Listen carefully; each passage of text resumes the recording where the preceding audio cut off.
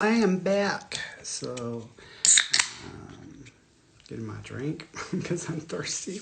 Just got back from my, I look all red and blotchy because I just got back from my walk and it's freaking freezing out there. So, you know how that makes your like skin look crazy? Okay, like I care. Like it matters, like it's gonna matter for anything. Let me open up the, because we're doing, A Course in Miracles. I was wanting to do the Gospel of Mark today, but I didn't have enough time to plan for it. So I'm just going to have to wait for that. Yes, perfect. Okay, just going back and seeing if I left something out or if I jumped ahead or didn't jump ahead enough. The correction of fear. That one's not it.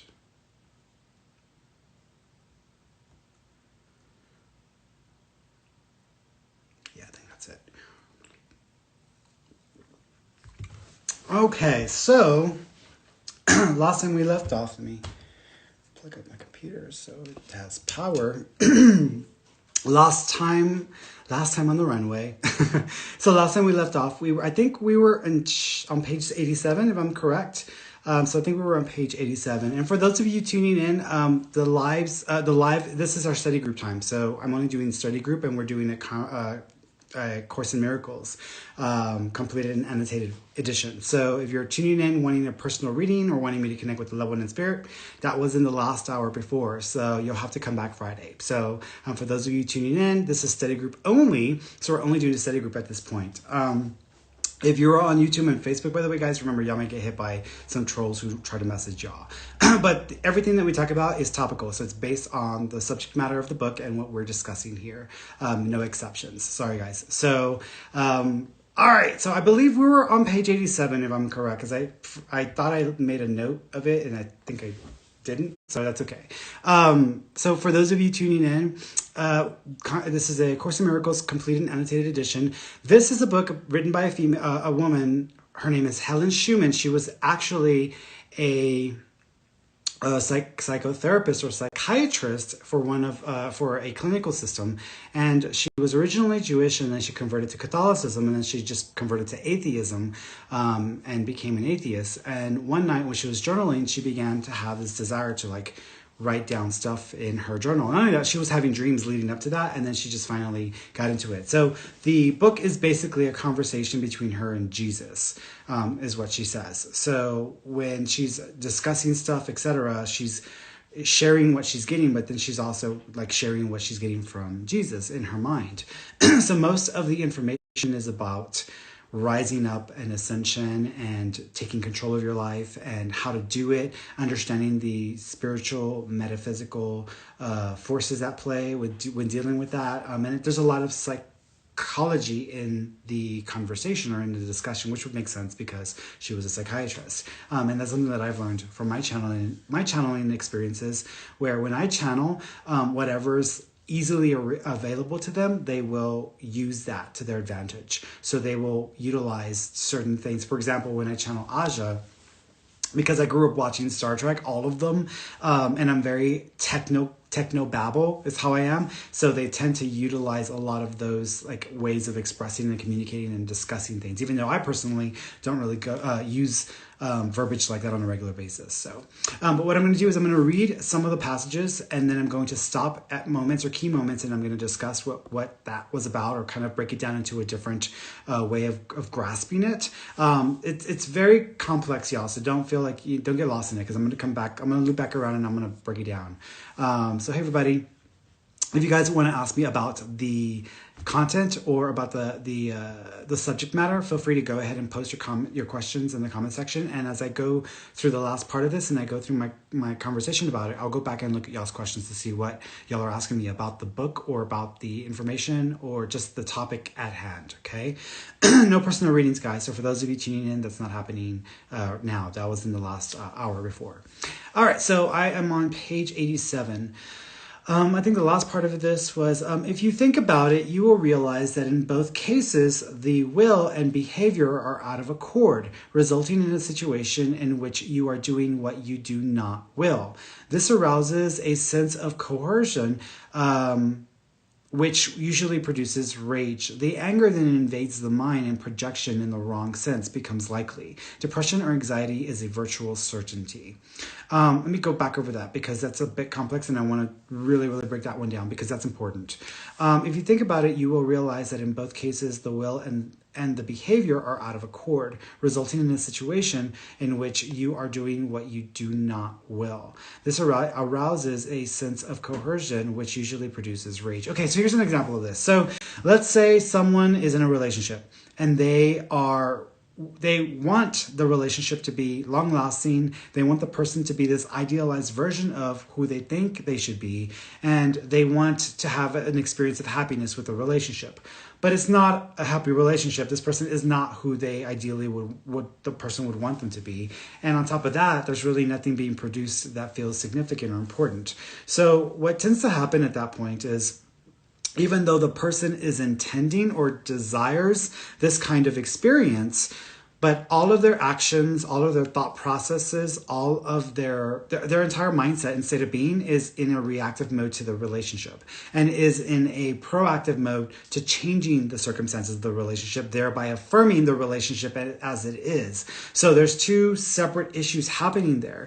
The person's intent, which is or the desire, and then their thoughts, emotions, and behavior, which is opposite of what they intend or desire. So because of this, they're basically trying to do two things at the same time. They're splitting their energy, and at some point, the person becomes very angry and almost resentful to God or to life or to the person that they're with, anyone but themselves, because they feel, well, because I put this much energy into this or time into this or, focused on this, it should change. And I'm entitled to an ideal relationship. I'm entitled to what I think this should be. And the answer to that is no, you're not. You're fooling yourself because you're not entitled to anything. It's like, seeing the writing on the wall and seeing, oh, that stock is no good, but I'm going to invest in it anyways because it's no good. And I think it could build money or make me rich. And it doesn't. And years go by and you're waiting, nothing ever changes. And in fact, it gets worse or it just doesn't do anything.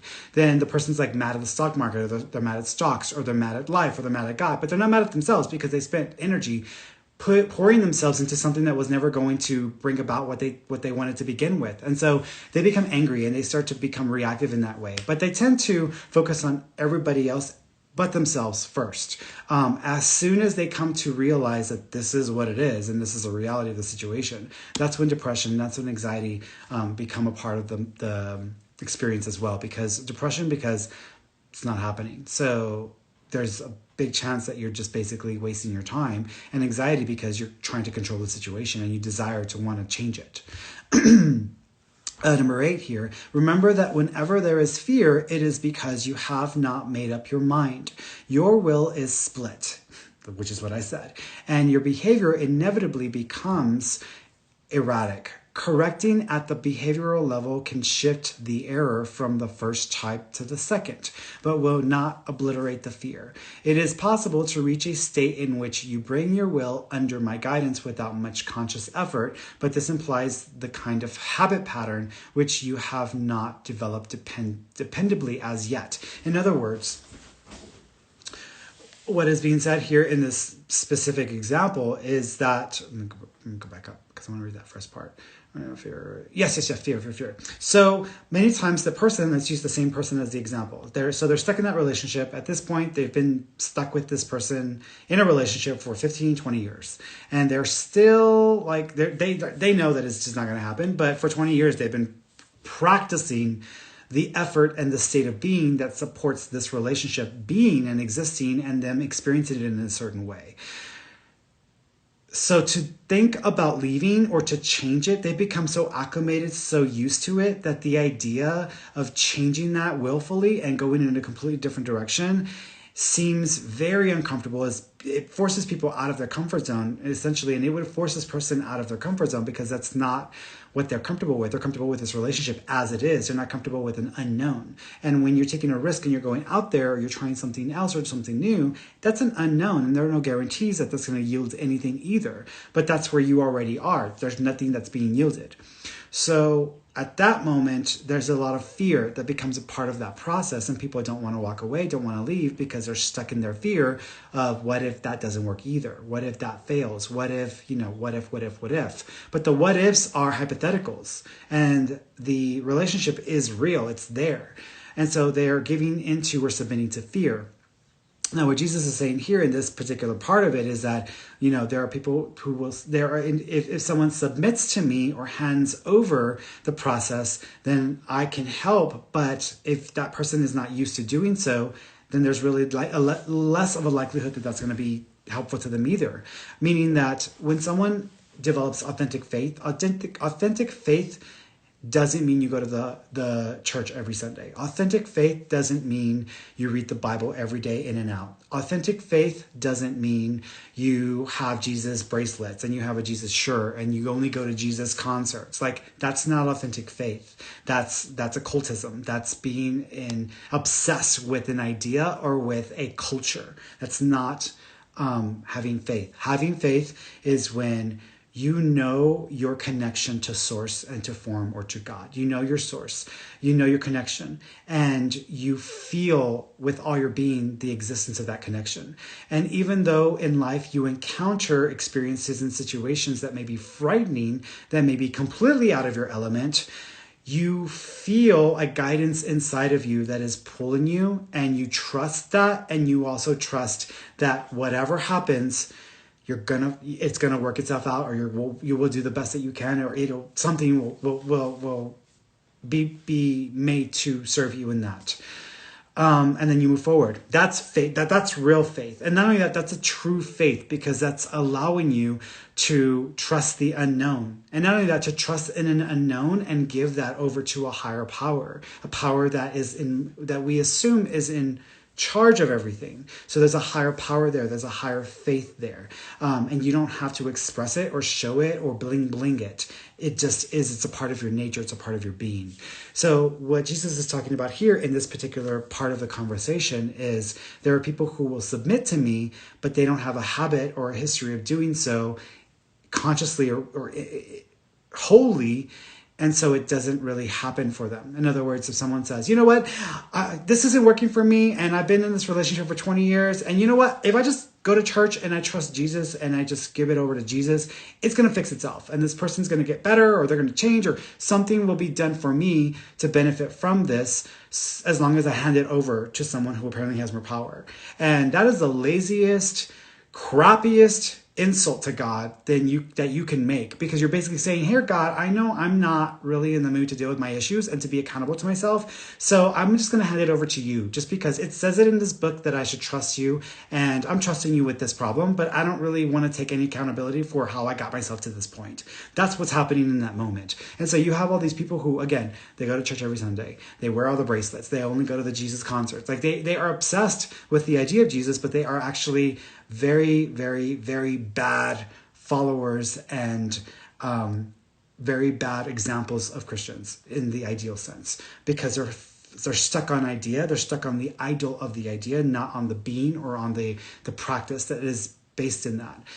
So there's a lack of real faith there. And then those are the people where when shit hits the fan and they are asking Jesus to save them, nothing is happening, because they have basically, they've removed themselves from responsibility. They've removed themselves and they've given it over to God, and God's bounced it back to you and said, nope, sorry, you're going to have to take care of this yourself, because you got yourself in this mess. You got to learn from this. I'm not going to bail you out, and I'm not going to rob you of the experience that you're supposed to have and the gain you're supposed to have from it as well, the lesson or the understanding.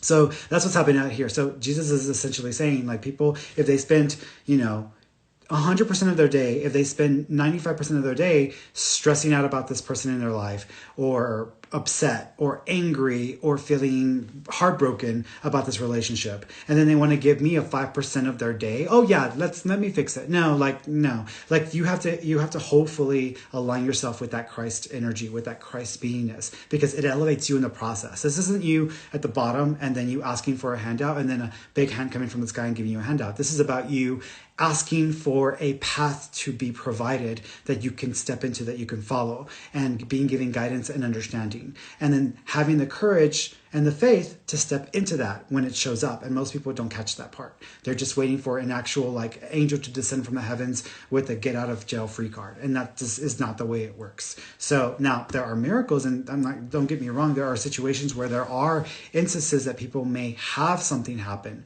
But that's not going to be as common as people want to think, because we are ultimately accountable and are responsible for ourselves. We're not put here to be spoiled brats who can make a mess of this world in our lives and then be bailed out because it no longer serves us or because we're not on board with it anymore.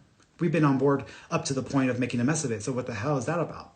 So that's why there's a difference between true, authentic faith and then this drama over here. So Seth Meister's like, follow the yellow brick road. Yes, because yes and no. So when you think of like Dorothy and the Tin Men and all that other stuff, it's not about the destination, but the journey that matters the most. Which is funny because I have a plaque on my wall that my assistant gave me, which is Dorothy and the kiddos going down the brick road, and that's the saying. When they were going down the yellow brick road, they had an idea of what they were going to encounter, which was the wizard. And you have to talk to the wizard. You have to talk to the wizard. But where you are is not working, and all you have in front of you is just a yellow brick road with no signs and no idea of what's at the end of it, that in itself is another scenario altogether. And that's when you really have to listen and to pay attention, because the intuition inside of you, the part of you that is connected to all things, the intuitive sense of being, is going to guide you, is going to pull you. And it may not pull you to the exact location of where you need to go, but it's going to pull you in a direction. If you're not used to listening to your intuition, over time, when you get better at it, it actually zones you into a particular path. And then you have to have enough faith to go down that road and to follow down that path. Who do you think, where do you think your intuition comes from? Where do you think the little tugs come from? We're being helped all the time. We don't have to wait for a dire, moment to ask for help and guidance. We're guided all the time. I have friends who are constantly receiving guidance and they don't utilize it when it's a repetitive experience of guidance. And I'm like, what are you waiting for? Like, you've been told this like 5 or 6 times. Like, what do you mean you're confused? There's no confusion about it. You're just simply not trusting that you're being guided, and you don't have any faith. You're lacking faith. And that's what that's about. So going back to this, the lesson here is quite simple, but particularly apt to be overlooked. I will therefore repeat it, urging you to listen.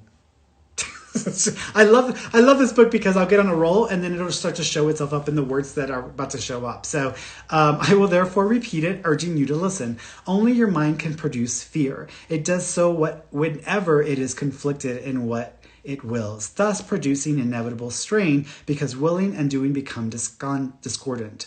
This cannot be corrected by better doing, but it can be corrected by higher willing. And it has to come down to the will. Like, where is your will? Where is your intent? If your intent is to not suffer by just changing your situation, but let me reword that. If your intent is to still maintain this relationship or try to see if it can work out somehow, even if it's a long shot, but you're taking actions in a different direction, you're still not getting away from it. Nothing's going to change. You're not going to attract anything new into your life. You're not going to produce a better life for yourself because you're still intentionally connected and linked to this relationship that is just not working. So, 11. The first corrective step in knowing it is fear. After taking this step, you might benefit temporarily by adding another step before going on with the corrective process. Try saying to yourself that you must have willed not to love somehow or somewhere, or the fear which arises from behavior-will conflict could not have happened. Then follow the previous instructions. If you consider what the process really means, it is nothing more than a series of pragmatic steps in the larger process of accepting the atonement as the remedy. From this viewpoint, the steps can be reworded as follows. Know first, this is fear. Number 2, fear arises from lack of love. Number 3, the only remedy for lack of love is perfect love. Number 4, perfect love is the atonement. And I'll stop there for a second because that's important. So, in other words, when you are stuck in a life or set of circumstances that does not serve you, first know that everything that you're encountering, everything that you're dealing with, that is causing you pain or suffering, or that is hurting you, or that keeps you from being happy, is based in fear. So all of the experience that you're having is a fear-based experience. You created this life out of a place of fear or mindset of fear.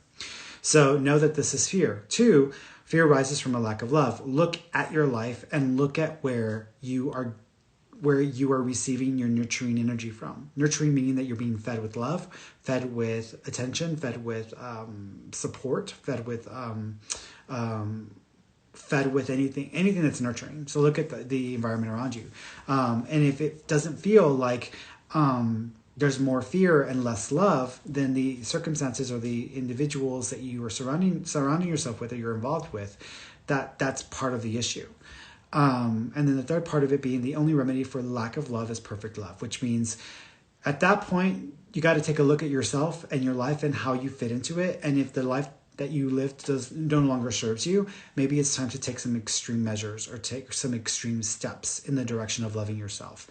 Now, I know that it isn't always easy for people, especially when you have family to worry about or kids, etc. But I remember, and here's an example from my life, when I needed to focus on my own well-being because the life I was living did not serve me. And so it was essential and important for me to kind of pull away from individuals in my family that I felt weren't making it any easier. I didn't blame them or fault them, because my family are my family. I love them no matter what.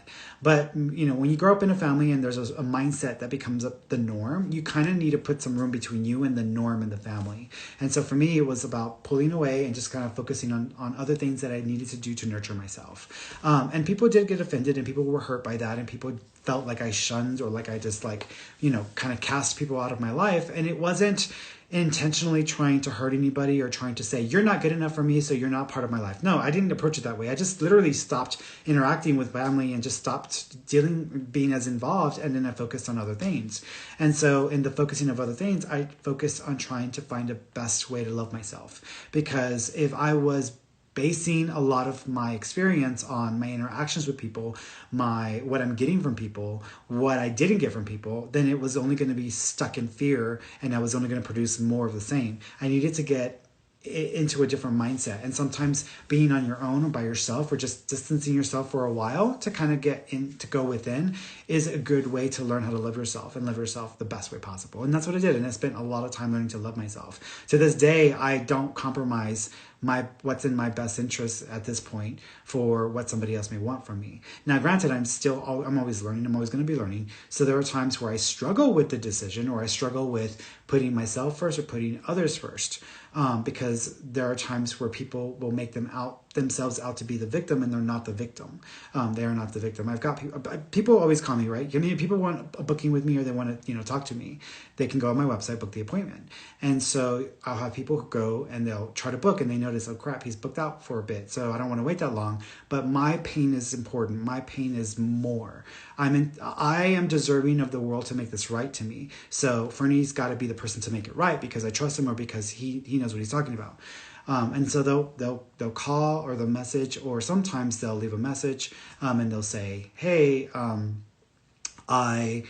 I'm going through this, and can you make time for me today? Like, that's it. Like, just an entitlement. There's a sense of entitlement, knowing full well the situation. And at that point, I'm like, no, like that's not how I operate. Like, people have been waiting. They've done their due diligence. Just because you ran into me today, or you ran into my stuff today, doesn't give you the right to skip in front of all these people who have been investing their time in waiting for their appointment. So no, it's not going to work that way. Now, granted, there are times where I make exceptions, like if someone's missing, or if someone, there are times where I make exceptions, but not to the point where just I'm going to let somebody in earlier because they feel that their pain is deserving of them being first in line. No, I'm sorry. The pain that you are going through, the pain that you're struggling with, most often is because of your own choices and your own decisions. And if it's not because you chose it, then it's because you allowed yourself to remain in that situation, or you stuck to it, and then it's still affecting you. And I get it, I understand it, and I have empathy for people, but at the same time, people love to use pain as a manipulative weapon and tool to get their way, because for them, wow, when something happened to me, people paid attention to me. When something happened to me, people people gave me their time. People were nice to me. People treated me like a human being. People like cared about me. And so it's all of a sudden, wow, I'm going to use this to my advantage because I'm going to get attention from people in a way that I've never gotten attention before. And they may not even realize that they're doing that. Most people who do that are not consciously aware of it. And people who, when a person is aware, self-aware, they realize how they effed up or what they did that was kind of shady or crappy. You're aware of it. And so a lot of people do that and they don't even realize that they're doing it. And that's the problem, is that you have a lot of people in this world who are going to use their positions of victimhood or of suffering or of pain to control or to manipulate or to try to get their way. But it all comes back to because I feel I'm deserving of, or I feel like life is supposed to pay me back, or I'm supposed to gain something in return. I'm not supposed to just suffer an experience and that's it. But that is usually the case. Like everything we go through because of the experience, because it in itself serves us on a human level from a soul perspective, not on a human perspective. From a human perspective, nothing that we go through that's painful, we could say serves us from a human perspective, but from a soul perspective, it does. And this is the thing that people struggle with. And this is something that a lot of people who don't believe in spirituality, who are atheists, or who don't really buy into the whole spiritual community, they struggle with, because they're like, well, y'all just tell yourselves what you want to hear so you'll feel better about the crappy life you went through. And my response to that is, well, yeah, I mean, duh. Like, yeah, we have to tell ourselves a lot of things. Now, a lot of people in the community are definitely, they're definitely off their rocker because they're in trauma and they're stuck in trauma, and that creates mental illness. That creates situations where people are not okay. But at the same time, there are a lot of people who are okay, or they're getting through the best they can. And for them, it means something to know that what they went through will serve a purpose, even if it's this mythical, spiritual one for the soul. But that's the response, So yeah, so if that person feels comforted by the idea of a soul, then let them have that. Who are you to say whether it is or it isn't? Because you can't prove to me either way whether it is or it isn't either. So how are you going to sit there in judgment of me? How are you going to sit here in judgment of all these people who are using these experiences that they're having, or to use the wisdom of their spiritual faith and understanding to help themselves move forward, to help themselves not blow their own brains out at the end of that day. Like, if that's what they need, then let them have the damn thing. This is what the purpose of religion. Someone asked me today, Ferny, what is the purpose of religion? What is the purpose? Is religion real, or religion is true? I'm like, it really comes down to personal experience, because they're all correct, but they're all wrong at the same time, because they're all correct in that this is how you choose to accept and experience God and source. This is how you will experience God and source. So you're only going to get what you're willing to experience or to be open to. If you're not willing to be open and you are closed off, then you're going to limit your experience. You're going to limit your interaction. And it just depends on what works for you. So for me, I don't like to really go under a specific type of religious belief or background, because for me, there's been issues with every single one of them.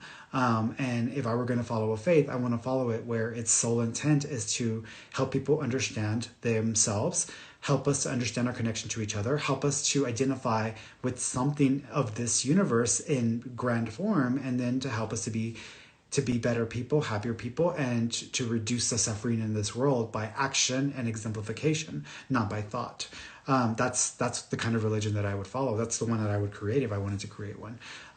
But most people need something. We all need something that helps us to make sense of the craziness here, which is why I do what I do, because I've spent years asking questions, and through synchronicities and through experiences that I can't always explain, I've gotten the answer, and I want to share that. And that's why. So let them have it. Let people have the belief. Let them have the faith. Let them have what they need to go forward. And I believe what I say. I'm not just, most of the time when I'm sharing stuff, it's not because I'm just like, well, this is what I'm assuming, or this is what I think. No, like I truly and genuinely believe what I speak of, because I feel there's been enough experiences in my life to verify or to validate that.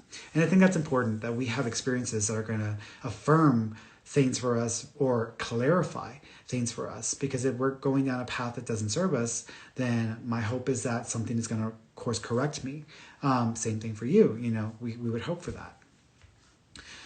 Number 13, It is obvious then, actually I'll stop there because I think that's a good place. So let me look at your questions here because I'm sure we're going to get into a bunch of different topics here. Yeah, positive thoughts, sunny shine styles. Positive thoughts are good. Positive thoughts are important, but this world is not designed to be positive. This world, it's like, I want to fly, I want to feel free, and I want to fly, I want to experience flying. So I'm going to jump in a swimming pool. That's what this world is. And so from a spirit perspective or soul perspective, we definitely we are of love, and we come from this higher state of being, and you can call it a higher realm, but we come from this place. And so when we come to the physical world, we're not going to have the full life experience of that here. We will have moments where we will experience it, and we can tap in and have a lot of experiences here in that lighter state, but we're also designed specifically to have human experiences, period. That includes the suffering, that includes the struggle, that includes things that are meant to help us understand perspectives that are meant to help us understand each other. So yes and no. So I would say yes, positivity is definitely a good thing. It's good to be optimistic. It's good to be positive. I went through I think this was after like my whole The Secret bit, but I went through like years where all I would allow myself was to be positive, and to be around anyone that was negative, or that anyone that wasn't having a great day, for me was like, you're like sabotaging me, get away from me, get away. I had no tolerance for people like that.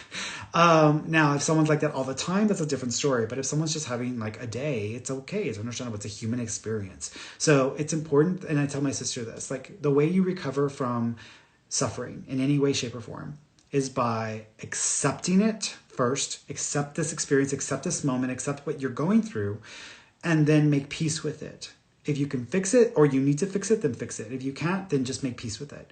And then once you make peace, then you pivot and focus on the things that you would rather pour your energy or your life into. And that will help to raise you back up to that level. That's genuine happiness. That's genuine positivity. It's really, really, really exhausting to try to be positive every single time and try to find something positive in every single thing when you're trying to also have a human experience, because that is what soul has willed for us individually. And so my thing is like, I'm going to embrace the human experience. I'm going to take it with me, and then I'll repivot and get back to where I need to be as my normal resting state of being, which is a much happier place, or much more optimistic place. I don't know that, but I mean, there are days where I don't really look, I have like resting bitch face some days. So I just look like I have this resting bitch like face. And there are days where I look like that, but I'm actually having a great day, and people don't even realize it because my face just doesn't reflect it. And that's okay. Like, you don't have to be the sunshine every single day all the time. You don't have to be that. It's okay to be human.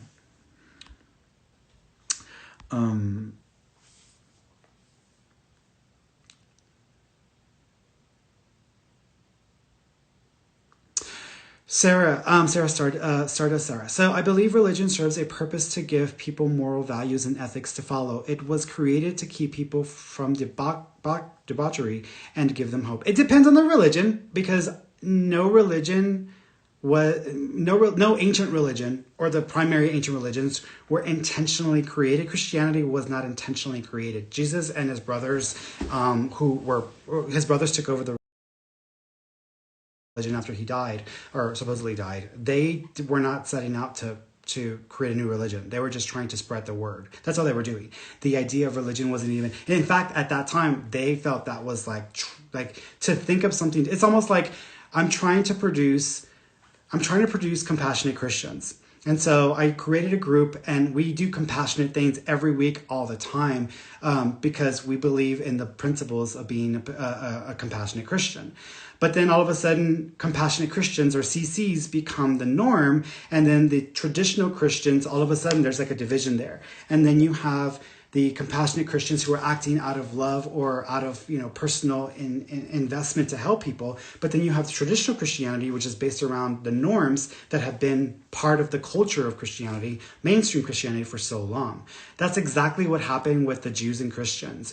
The Christian faith is based entirely on the Jewish belief system. So the Old Testament is the main series of books for the Jewish faith. Literally, there's no separation there from the Jewish people. and the Old Testament. And in the Old Testament, it is okay to, they believed in ritual sacrifice. And this was up until even the time of Jesus. What do you think he was doing when he walked in with all the money changers in the court, and he was like kicking open the cages, and he was like beating on the people? He was like, get the hell out of here, this is a church, this isn't. But the reason why they were there was because it's part of Jewish custom at that time, the Old Testament, the law of Moses, which is an integral part of Christianity, that if you're supposed to participate in ritual sacrifice with animals. So you're supposed to offer a sacrifice to God in the form of a bird, like a dove, or pigeon, which was the cheapest option for them, or goats or smaller animals. And so people, when they would go to Jerusalem, when they went over for Passover, part of the custom was, especially the diaspora Jews who lived in different areas and didn't live in Jerusalem or around Judea, they would come and they would participate in the ritual sacrifices. So they would pay to buy an animal so that they could take it up to the priest. The priest would take it up to the altar, slaughter it, pour its blood over whatever to honor God, and then they would keep the meat. That was essentially what was going on there. And so that's a part of the Old Testament. That's a part of what people, and people that may not understand that.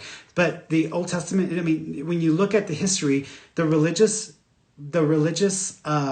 paths or the religious faiths were not intentionally created. More of the newer religions were, because there's a lot of people who actually intentionally produced a religion, but most of the older religions were not created intentionally. It just became a series of beliefs or ideas that began to grow traction, and enough of a following came to fruition that they started to pay attention, and then they started to get consistent with what they were teaching or what they were talking about. And it was oral at first, oral traditions, and then it was finally put into some sort of scroll or a papyrus. So so things were not technically, so Jesus didn't come to start a new religion. Jesus just came to tell everybody, hey, there's hope. We can change things. We don't have to stick with the status quo, but we need to start practicing and elevating things within ourselves to get there. That's what he came to do. And that was his personal mission, the Jesus of history. The Jesus of faith was something that was produced and created. That person was created by Paul, which was not an actual apostle of Jesus, but kept telling everybody he was, because he had a dream or he had a vision, but never met him. And Jesus' own brothers, James, they had it out. Actually, at one point, because James, oh my God, it's really juicy when you think of the history. At one point, Paul was like, I know Jesus. Jesus visited me. I saw him in a vision, and I'm going to go around and I'm going to spread the good word, where the good, the good news is what it's called, the good news. And he was going around and sharing it in a much more, it was a spiritual experience for him, but there was a lot of, he was very obsessed with himself. So Paul would tell people, even if an angel descends from heaven, don't believe them. I'm the only one that knows Jesus. So don't believe the angels that come from heaven. That's actually a quote somewhere that he said. So he was going around spreading a version of Jesus that he had no personal experience with, and he was going around telling everybody who Jesus was and what his beliefs were. James, Jesus' brother, who was actually responsible and took charge of the following and the movement after his crucifixion, Jesus' crucifixion, he was coordinating with the other apostles who were actual apostles, Peter was also in Rome, and so forth. So he was coordinating with them, and he was trying to, he heard about what Paul was doing, going around and claiming to have been involved with Jesus. And he was like, no, I don't think so. That's unacceptable. Not only that, but Paul wasn't, he was originally a Pharisee, which is an obsessed, it's almost it's almost like a person who's super obsessed with the religious beliefs, and they can tell you word for word every single bit. It's that's a version of a Pharisee. There's more to it than that, but that's just a basic understanding. So it's an obsessed person in a religious order. And he switched over from being a Pharisee, and his name wasn't even Paul, it was Saul. He renamed himself. So he was obsessed with being Jewish. He was Jewish a Pharisee or a scribe, and then he went ahead and converted over to Christianity because he had an experience where he says Jesus visited him. And so then he went about and started to spread the word as he knew it. And so there was a lot of weirdness there, because he wasn't really even reinforcing the Jewish customs and the Jewish faith. He was trying to simply he was creating a new movement around what he understood that was very disconnected from some of the mindset and some of the rituals and beliefs in Judaism. So that's was an issue. And James was like, like I'm his brother. We spent time with him. We walked around the desert with him. We preached to people with him. We know what the hell we're talking about. He's not going around and telling people to not be Jewish. He says he's here to affirm the law, not to change it. And so he was like, no, you can't do that. You can't go out and speak as if you knew my brother and as if you knew what was in his heart or in his mind, because you don't. And what you're saying is blasphemy. And so they kind of had it out. And there's gossip. Where at one point they got into a physical altercation at the temple in Jerusalem, and Paul threw James down the stairs because he got sick and tired of him. So down the road, over time, James won out during that period, and during that time, James actually won out, and people who were following Paul were like, if Jesus's brother has an issue with you and you're telling us we shouldn't listen to them because they don't know the true Jesus and they're his brothers and they are telling us that we need to stick to our faith, the Jewish customs, and you're telling us to not, and that anybody can be, we're going to follow the brother. And so James won out, and then the followers actually left. Paul got pissed off. He took off and he went to one of the furthest reaches of the empire, and he started again. And so after all of that, that's when the teachings of James, or the teachings of Jesus from the James perspective, and how the family was pushing him, that didn't stick, because once the Roman Empire changed and more Christians became part of the empire, there were they spoke Greek, and there was a lot of Gentiles and so forth, and they didn't believe in circumcision. So they decided to just kind of go with the Paul version of Christ, and that's what you have in the New Testament with most of the Gospels. That's what you got. So the version of Jesus based on his family, that's like Selena. That's like if Selena's family was like, you're not going to go and take her and change who she was. We know who she was. And then, someone says, no, I knew Selena, but they had never met her. And they go about and they start spewing this or that, which is what happened with a series from Telemundo or Univision, where they completely fabricated a story that her and Yolanda Saldivar, her murderer, were in a love triangle, or they were in love with each other, and that it's like a crazy story. I'm like, okay, y'all totally just did this to sensationalize whatever. But who would you believe, the family or the person that never actually knew them personally, and then just kind of produced their own story or version. So that's what you're dealing with. But religion. Think of religion like a pair of shoes. There's nothing wrong with religion. Religion can serve you. It can also hinder you. Because there are a pair of shoes that we outgrow, and we really do need to change them or take them off because they are hurting us or they're causing us to become deformed, which is what happens sometimes with certain religious faiths, where when you outgrow or you no longer align with the faith, you begin to mold yourself into what the faith is saying you should be, and you're going against your nature. But there's a time when you outgrow the faith and you need to trust and have faith in the relationship with God directly, because something is unraveling and revealing itself to you. And if you try to conform and force yourself into being what you think you should be because of this faith or religious belief, you're shooting yourself in the foot, and your life will be filled with pain and suffering, self-induced pain and suffering at that point. Doesn't mean you have to get away from the religion. No one is saying to change your religion or to drop it, just to no longer allow it to be everything that is what you believe, or that is what you follow.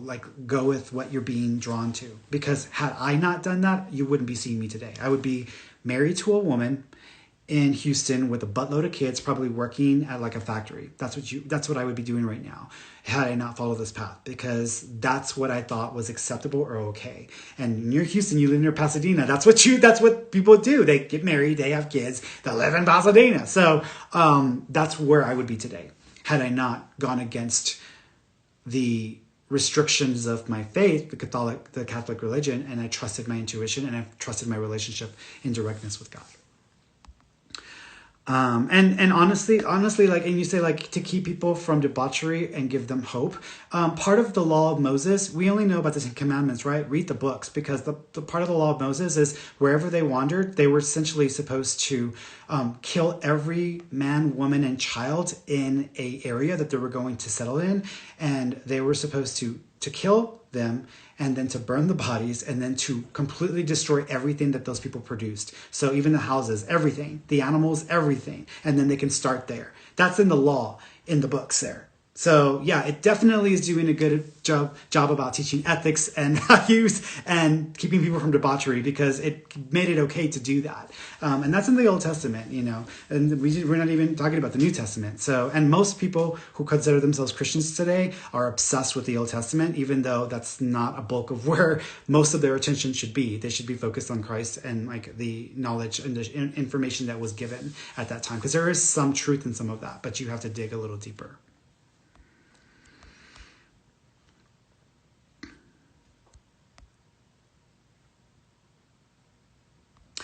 Perfect love. Do you think perfect love is learning to love oneself?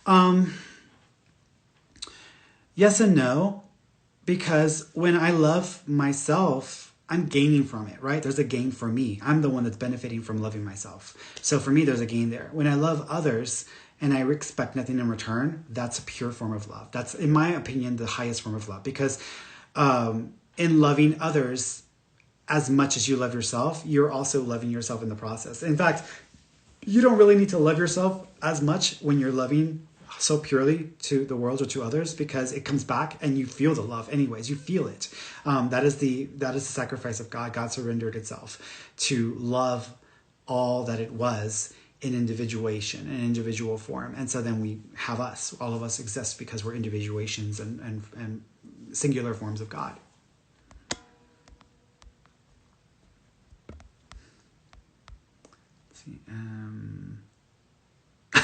So Seth was like, "Are you reading from a book you wrote, Ferns?" No, this was A Course in Miracles, complete annotated edition. I am working on a book, by the way. I'm compiling the stuff that's going to be about. And the first book is going to be about psychic development and my path and how I understood some of this. So, let's see. Going through here really quickly because I'm getting close to my time.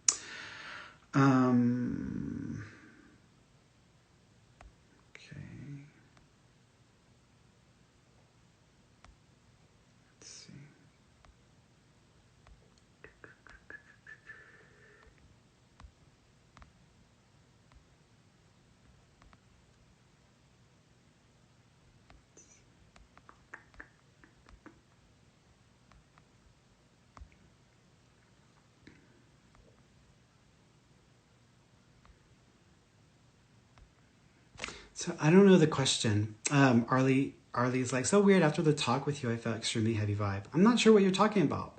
You might have to expand on that, because I'm not sure what you're meaning to say. Now, here's something that you should know, by the way.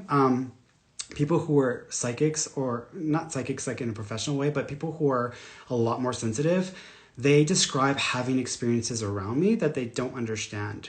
I remember one lady and this was back when I used to do in-person readings, I did a mediumship session. And the moment that I allowed myself to connect, for me, it's an internal process, but for her, it was a very physical process. As soon as I started going into my session and connecting with the spirits, she says, ooh, like she felt the energy shift. She said it felt like a swoosh and then like pressure, almost like this pressure building. And she didn't understand it. She said she'd never experienced anything like that. I'm like, yeah, I don't experience that. Like sometimes I'll experience some energy from people, but I'm very good at like staying in my own little bubble. But she said she felt a whoosh and then she felt a lot of pressure around that area. And so it's possible you might have been picking up on like the pressure that tends to connect, that tends to surround me. It just depends on the individual and the person. My cats don't like it. When I go into psychic mode and mediumship mode, for the most part, they don't care for it, because immediately the energy that I'm engaging with becomes very much chaotic. This is not like all of a sudden I allow myself to be psychic or I allow myself to be open and it's like a heavenly state of peace and love. No, like I have to deal with a lot of shifting energy and thoughts and stuff inside of myself. So it's kind of like getting into like it's almost like getting into a bin of puzzle pieces and then trying to find the pieces that are going to help you make sense of what you're getting. And so that's not heavenly or peaceful. That's going to be a lot of energy there, exchange. So the cats don't like it. They're like, yeah. And then when I'm done, they'll come back. Ferny, nope, daddy's working and we're going to leave. So they don't really care for that. Now, when I do Reiki energy or Reiki healing, that's a different story. They love Reiki. They'll like be on top of me if I were doing Reiki. But psychic work and mediumship work, no, it's not like this heavenly state for me, because I allow myself to connect with the human experience, the human condition. I don't try to sugarcoat anything that I deal with. I'm not angels and unicorns with everything that I do. I'm just human, and everything that I approach is from a human perspective. And people walking around, coming to a medium wanting us to tell them everything that like they want to hear, good luck, because life is a mix of both positive and negative things.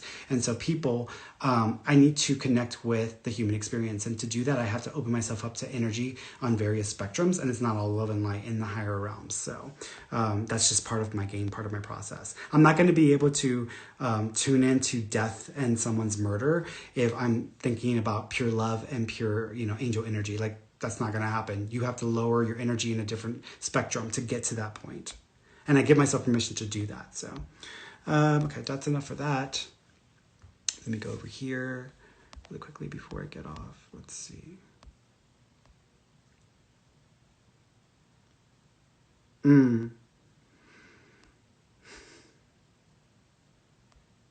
Yeah, my shoe metaphor, that's I created that metaphor. So if you ever hear it again, you can like credit me, because I came up with that shoe metaphor like 7 or 8 years ago. And I was telling people it's like shoes, because that's what I would always say. It's like a pair of shoes. So you credit me when you hear that again and you see that again.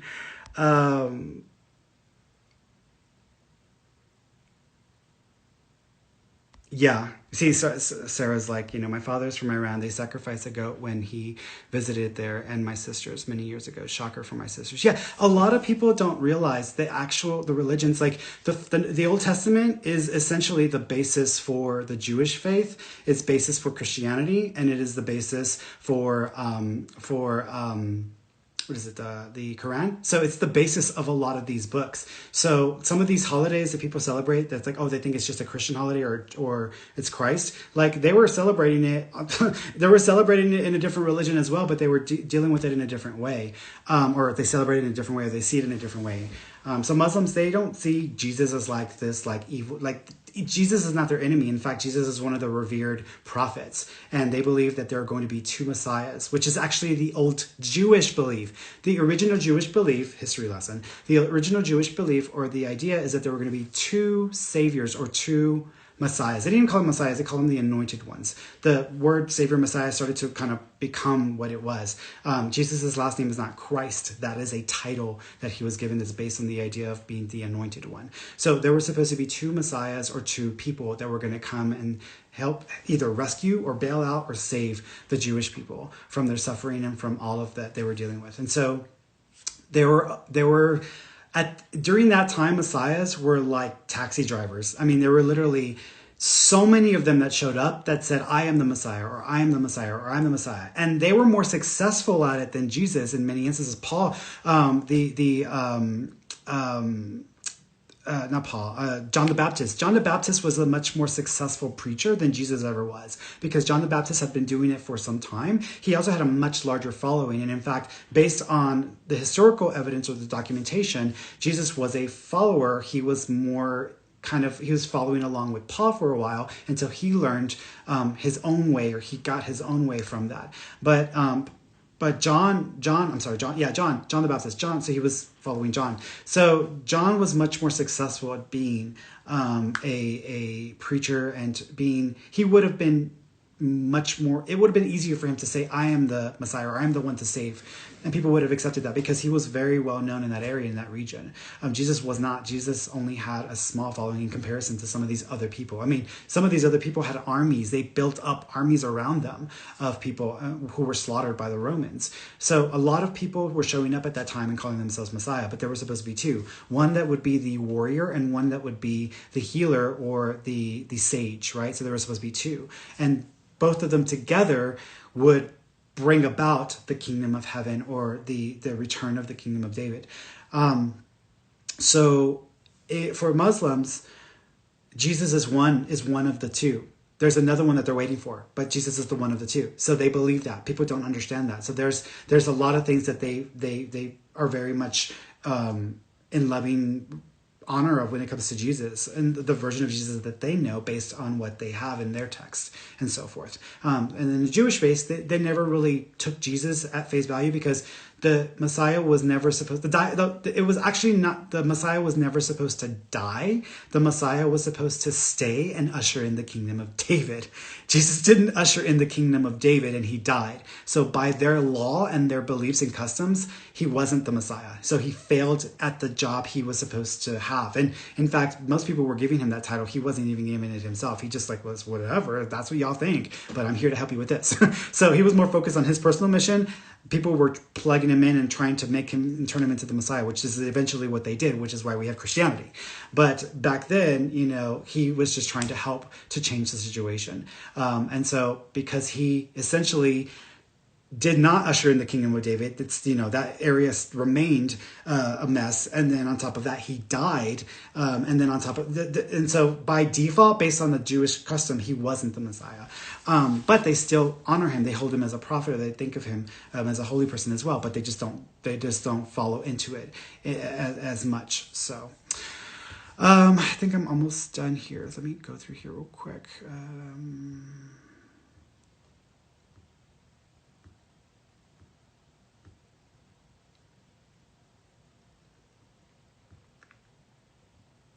Yeah, Cassidy is like, yes, I can so relate to the splitting of the energies and the anger behind that as things don't get better and throwing so much energy into someone. I am working on that so depression and anxiety simmer down.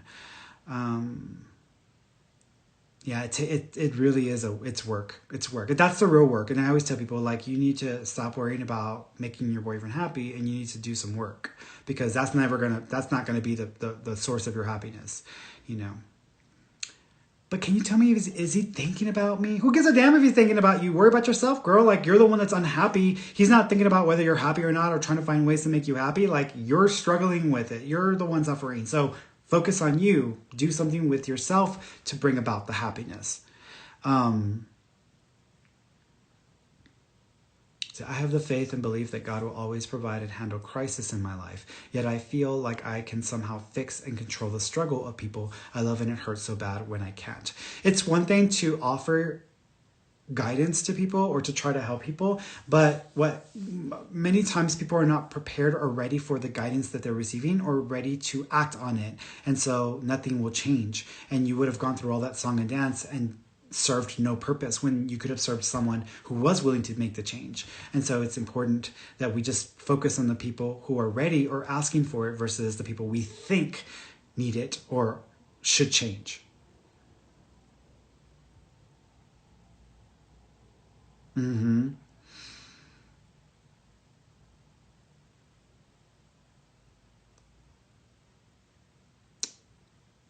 Oh, you're welcome, Debbie. Thank you.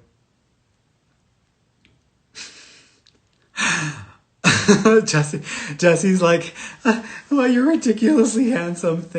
So I'll keep watching. Way off topic. Sorry, but I call him like I see him. I'm new here. Thank you. I appreciate that. Yeah, I thank you. That's very sweet. Yeah. It's funny, one of my friend Sandra Logan, she says, that little boy, they have that little boy face, but they're getting themselves into some trouble, or you better watch them because they're going to be getting into a mess. She says, you're that little boy. She says, but you never actually make a big mess. You just surprise. I'm like, okay, well, thank you. Perfect. Yeah, that was it. I think that's it for all the study group stuff and the questions. So, all right, guys, I love you all, and I will be back on Friday for our conversations with God. I might do the other one, the Gospel of Mark, and talk about that instead, since we are close to Easter. But I don't know. Let's see if I can do it in time. Okay. All right, guys.